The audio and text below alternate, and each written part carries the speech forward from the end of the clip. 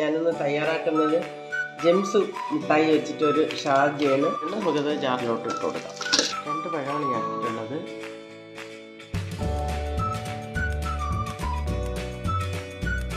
ഇതിലേക്ക് ജെംസ് മിഠായി കഴിക്കും. ഇതിലേക്ക് ആവശ്യത്തിന് നമുക്ക് ഹോർലിക്സ് ഇട്ട് കൊടുക്കാം. 1 സ്പൂൺ പഞ്ചസാര ഇട്ട് കൊടുക്കാം.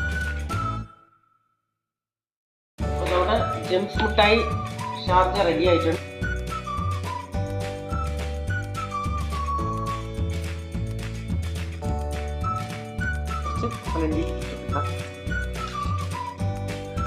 ജെംസ് മിഠായി കൂടെ കുറച്ചിട്ടു.